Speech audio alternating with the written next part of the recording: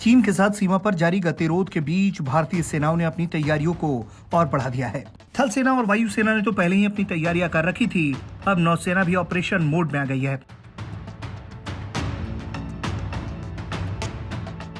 अब नौसेना का एक दस्ता सेना के जवानों के साथ मिलकर पैंगोंग झील में गश्त कर रहा है। जो अत्याधुनिक अमेरिकी मोटरबोट वहां पहले से ही मौजूद थे, अब उनके अलावा भी 1.5 दर्जन अत्याधुनिक युद्धक मोटरबोट लद्दाख भेजे जा रहे हैं।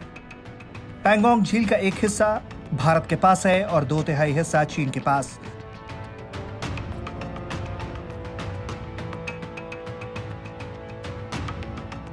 वास्तविक नियंत्रण रेखा समुद्र तल से करीब 14,000 की फुट की ऊंचाई पर स्थित इस झील से होकर गुजरती है। भारतीय थल सेना के जवान इस झील में मोटरबोट के जरिए गश्त कर चीनी घुसपैठ को रोकते हैं।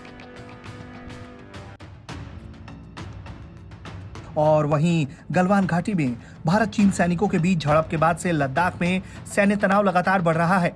दोनों तरफ से युद्धक तैयारियां चल रही हैं। चीन से निपटने के लिए थल सेना ने तोपखाने और टैंक रेजिमेंट के अतिरिक्त दस्तों को अग्रिम हिस्सों में तैनात किया है।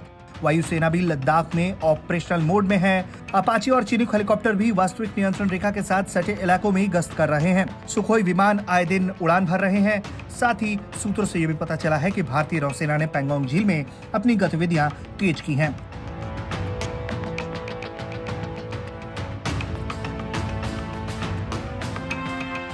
इससे पहले थल सेना का ही वाटर विंग पैंगोंग झील में गश्त करते हुए चीनी सैनिकों की घुसपैठ को नाकाम बनाता था।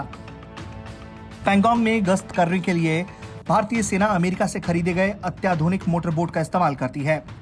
जीपीएस, नाइट विजन डिवाइस और मशीन गन से लैस इस मोटरबोट में एक समय में करीब 17 जवान सवार हो सकते हैं।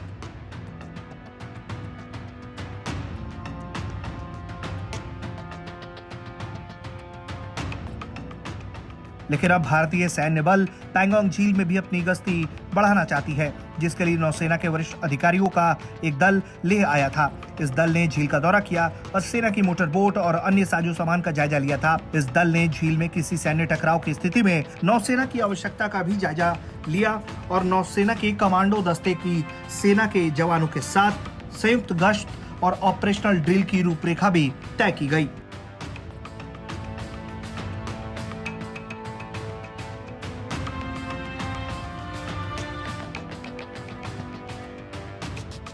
ब्यूरो रिपोर्ट, भारत तक।